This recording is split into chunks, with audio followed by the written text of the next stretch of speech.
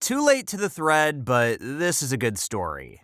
Everyone has worked with someone they hated. I've never had a job where there wasn't someone who made my life miserable or whose very presence pissed me off. Usually you just have to put up with them, but every once in a great while you can get even. Dave was a dick. Stoop-shouldered, balding, in his 50s, Dave was a patronizing and irritating bastard. He'd been at IBM his whole career, had been making good money, and hated contractors. He thought they were bad for the company, that the only people worth a shit were regular employees, and he made it his personal priority to fuck with all of us. Nothing overt, but constant subtle pressure was put on everyone whose badge said contractor on it. I think he developed this attitude from working with the guys from India, probably because they were so soft-spoken and accommodating, but maybe he was just a racist. I don't know, but whatever the reason, he took every opportunity to send us on little errands, wouldn't get back to us if we needed something, criticized anything we did, and generally made our lives hell in a way that couldn't be directly protested.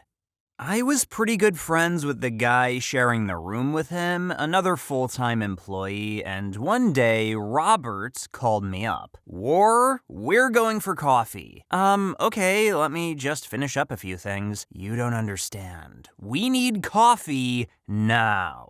Right. I headed over to his office and he met me about halfway there. His eyes were shining with glee, but he wouldn't tell me what was going on until we had our coffee in the cafeteria. Once we finally had a table, he said, "Okay, Dave's a fetish wrestler." Huh? He's a fetish wrestler. Dude, I've got nothing. What the fuck is a fetish wrestler? It turned out that there were men who pay women to wrestle them into submission. Some of them did it as a sort of hobby, and others were extremely serious about it. Dave was one of the latter. Several times a year, he'd tell his wife he was meeting up with old army buddies, but went to fetish wrestling conventions instead. They were highly organized, had rings set up for use, referees to score the matches, and everything. I never quite understood the need for refs, but hey, it's not my fetish. There were web pages devoted to the women who were available to wrestle, and Dave's favorite was a woman named Red Robin. She was a tiny little woman who was an absolute beast, and he paid her thousands of dollars every time he'd go to one of these conventions for her to wrestle him for about 20 minutes per match. We went back to my office and pulled up Red Robin's website. Why does he pay this woman to wrestle him? She's ugly as hell. Do they fuck after? He says no. Let me get this straight.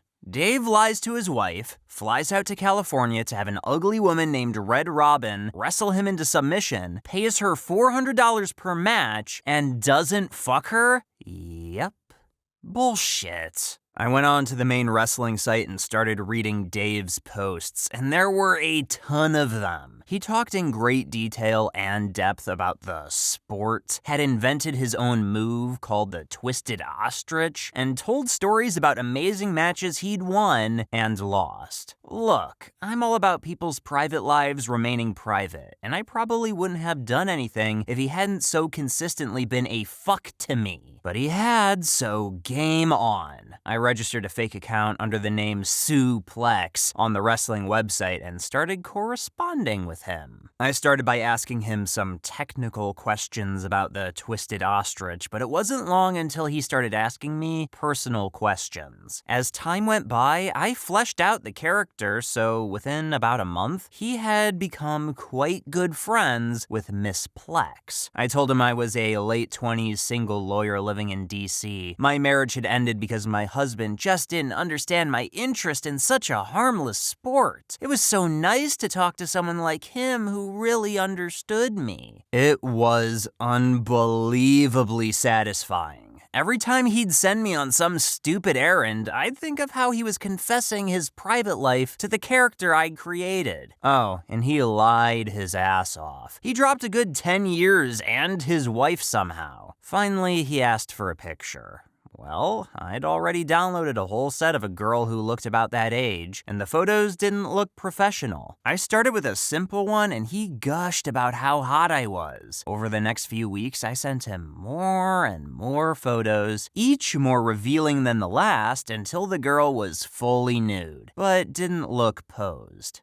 He started trying to be really sexy and started talking about how the best way to end a good wrestling match was with sex. Hold the phones! He'd told Robert that there wasn't any sex at the matches. I probed a bit, and he finally admitted he had sex with the girls he wrestled. I fucking knew it! They were hookers working a special kind of crowd. It made more sense he was spending $400 per match. I amped up the sexy talk too, including wrestling into it. It was gold. He was hooked. His work slowed down, he became obsessed with suplex, and quite frankly, my work suffered as well, having to answer all his notes. Fortunately, he didn't notice because he was too busy sending off love letters. Now it was driving me nuts because here was this creepy 50-ish guy who was still giving me a daily ration of shit, but was secretly having an online affair with a character I'd created. Robert and I had a ton of fun fucking with the poor guy, but one day, he called me up again. War?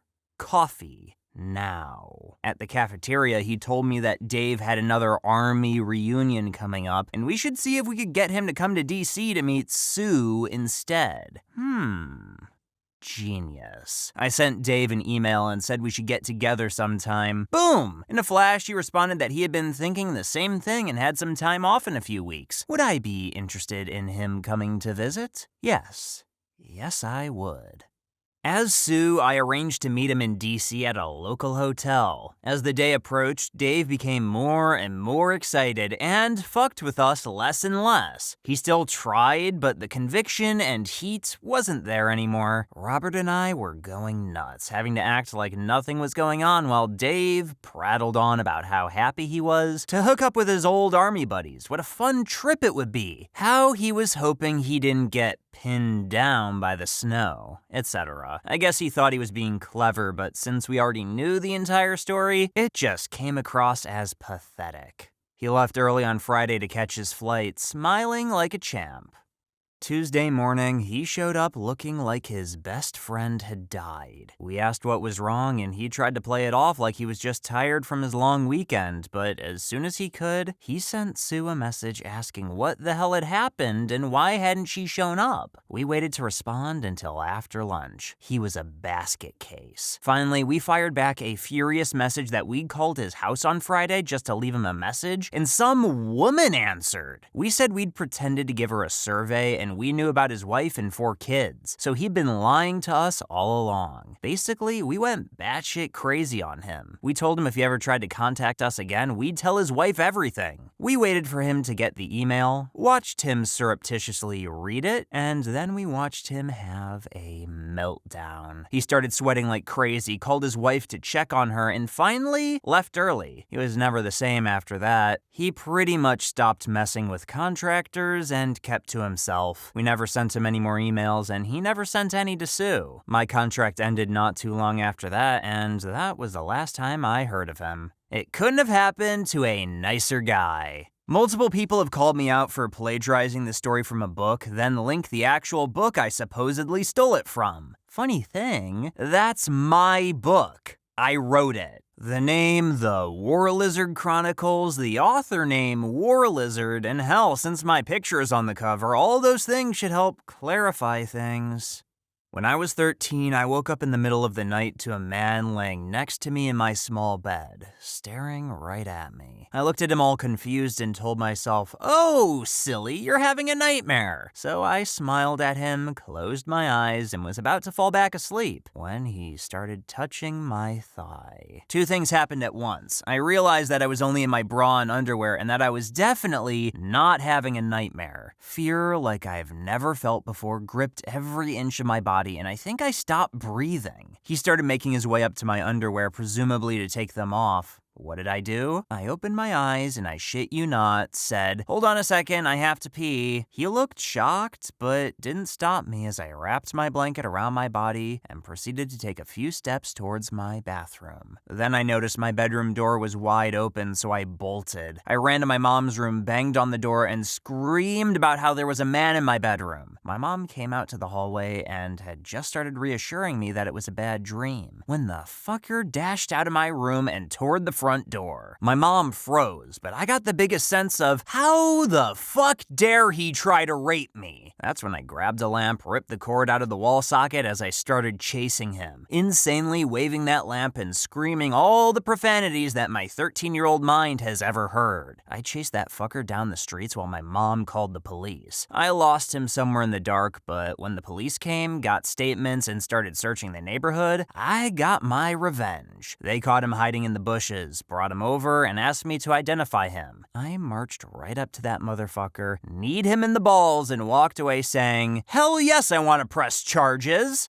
Friend and I were fishing at a local creek when my friend's brother pulled up. Being the dick he normally was, he started throwing rocks in the creek to scare the fish, and then he threw my friend's bike in the creek. We were 13 at the time, my friend was crying, and I felt so bad. I jumped into the creek and got his bike out. Told him we would get his brother back. About a month later, we were fishing again, and it was the dead of summer. I told my friend, today is the day we get his brother back. Caught a 2/3 of a pound carp, threw it up on the side of the bank, and left it there until we were done fishing. At the end of the night, went back to his place. His brother's car was sitting on the street. We took the carp, sliced it open, and threw it under the driver's seat and rolled his windows 3/4 of the way up. The next morning when we woke, I left and forgot about what we had done. Well, when I rode past JT's car, I noticed the window was kind of black, and then I took a closer look. It was covered in flies. I actually got scared because I did not expect a window to be caked with flies. By the time I got home, I was laughing in tears because his brother was always such a dick to us. Fast forward to baseball practice about 3 days later. Friend had a black eye, but smiled at me when we made eye contact. His brother flipped out and ran into his house and punched him in the face. His mom flipped out on his brother. Brother was grounded for the rest of the summer. His mom said that my friend would never do such a thing, and he played along and acted as if he had no idea. Apparently, the smell never really left the car. We nicknamed his brother Lord of the Flies. I was being bullied by this kid 2 years older than me in school, but I didn't want to tell the teachers or my parents because I wanted to handle it myself. Anyway, he wasn't hitting me or anything, he was just verbally harassing me during the day, but hey, I was fine with that. I had plenty of friends to chill out with, and he was a lonely bully. So we have to write a physics exam, and we all have those graphical calculators. You can write programs in them and archive them so a RAM reset can't delete the program. Only a default reset can. Right before the exam, he came to me and told me to give him all the cheat programs I had. Well, what he did not know is that I prepared one with the wrong formulas for that dickhead. When I transferred the program over to his calculator, I had a huge smile on my face. He got a 6 for that exam, which is equivalent to an F. Sweet, sweet revenge. 1. This was around 5 years ago. I was still pretty young. 2. Yes, I live in Germany. The best grade there is a 1, while the worst is a 6. You can compare it to the A's and F's of England. 3. I didn't have any more problems with the bully since I was about to change schools anyway, and those exams were the end-of-the-year exams. Now, in my new school, I have plenty of friends not being bullied by anyone. Partly because I changed my attitude, but also partly because when you notice some faults about yourself, you can fix them and become a better person. I used to live in a very small town, like 250 to 300 people. We had no stores, gas stations, etc. One day, a local guy decided to open up a little store that sold the basics, like groceries and rented movies. He hired a few of us high school kids to work the store and promised us $50 a week for the summer to be paid at the end of the summer. We agreed and started working. We gave up a summer stocking shelves, cleaning the bathroom, lawn care, and whatever else. Well, the end of the summer comes around, it's our last day of work, and he comes by with our paychecks. $50 for each of us for the whole summer. Needless to say, we weren't too happy, but his words were, "What the fuck are you gonna do about it? Drop the key off at my house since you won't need it anymore." We came up with a plan to pay this douchebag back. Before locking up the store for the last time, we left a window unlocked. We dropped the key off at the house. Around midnight, we were back at the store, grabbed as much as we could. Cigarettes, money from the register, candy, probably about $1,000 worth of shit. Locked the window, then left through the emergency exit that had no alarm. There were also no cameras of any kind. Next day, there were cops there. He accused us all of doing it, but he had no proof. He ended up having to shut down the store a few months later because the town heard how he didn't pay us and stopped doing business there. I don't feel bad. Fucker deserved it. One time, a friend pranked me by pissing on my sausage. 4 years later, I got him back by putting my dick in his beer at a bar when he went to the bathroom. He drank the whole thing before I let him know. I don't forget shit like that. To answer a couple questions, 1, it was a draft, therefore in a glass, and 2, I mean sausage as in food. He did not piss on my cock. That is all. Okay, so this is how it happened. Not very exciting or anything. We were at a sports bar, drinking and shooting the shit, playing pool. My buddy who had pissed on my sausage, by the way, did it before they put it on the grill, so sort of a piss marinade, set his beer down to use the restroom. One of my other buddies pointed out that he had left his beer unattended and that I should fuck with it, because all of my close friends are aware that he had pissed on my sausage as well, and I had not really gotten the chance to get him back. Well, I do the first thing that pops into my head, so I grabbed his beer, hit a corner, unzipped my pants, unleashed the cock meat, and put it in his beer. I proceeded to stir his beer a couple of times with the dick, resheath that bad boy, and place his beer back to where it was. When he came back, nobody said anything, and he enjoyed his newly stirred, not shaken, beer. When he finished, I just asked, "Remember when you pissed on my sausage? How'd my cock taste, bitch?" He knew. My girlfriend of 3 years that I dated through high school broke up with me my first semester of college. We went to different schools, and I later learned she was hooking up with one of her guy friends there. Anyways, when we both were on break, she asked me to bring back all the stuff she had given me. Presents, sweatshirts, cards, etc. So I drive to her house with all the things we've exchanged in the past 3 years. Once I got to her house, I saw that she had invited all of her friends over and they were sitting with her along with her parents in the garage. Anyways, I walk up with her shit in exchange. Everyone there had that smirk on their face like they were laughing at me. Anyways, as I give her back her things, I say, if only I could give back your virginity. The look on her parents' faces was absolutely priceless, and I walked out of that lion's den with the biggest smile on my face. From another post. When I was 7 or 8, I did a science project on the antibacterial efficacy of various soaps. Basically involved keeping the hands dirty for a day, pressing grubby thumbs into petri dishes full of agar, then washing and doing the same thing again. I'd take tracings of the cultures. Bigger colonies were bad. Smaller ones, good. This ended up winning the county science fair for my grade in a large metropolitan area, so that was nice. But before that, after I'd finished the experiments, but before I'd discarded the dishes, I got into a dispute with my parents. Don't remember about what. I thought, I'll show them. So I took the nastiest culture and swabbed it onto their bedroom doorknob. They both got as sick as dogs, and I had to take care of them for a couple of days. Served me right. TLDR, I waged bacteriological warfare against my parents using my science project. But I told them long ago, and we laugh about it now. I have one I'm about to do in a couple of days. See, my parents suck. I've been taking care of them for a while also going to school and whatnot, and they're still trying to cheat me, pawn my things, etc., but I've become fed up with them. I'm out of town at the moment, but when I get back, the next time they ask me to walk 2 miles to get them a pack of cigarettes, I will walk outside, around the house, and have a friend with a van come, bringing my pre-packed shit out of the basement entrance, leave and stay at my friend's house for a few days until the day my train ticket is planned for, then move 2,000 miles across the country and live with another friend who just got me a job, rendering them worthless pillheads waiting for a pack of Pall Mall Menthol 100s for the rest of their sad lives. My past girlfriend cheated on me, and her roommate at the same time had gotten to that point in their lease where they weren't super fond of each other and kept some distance. Her roommate was smoking hot, kinda bitchy sometimes, and wasn't fond of my ex, so I decided to make a move on her. Best move ever. The look on my ex's face when her roommate walked me to the door in her underwear after the first night was priceless. We proceeded to have hot, dirty, loud sex almost nightly for the next 8 weeks until their lease was up, and for a while after that. My ex even walked in on us in the living room once. Kinda dickish, but goddamn it was fun. And there was no way I felt bad about it. TLDR, my girlfriend cheated on me. I have loud, awesome sex with her roommate until the lease is up.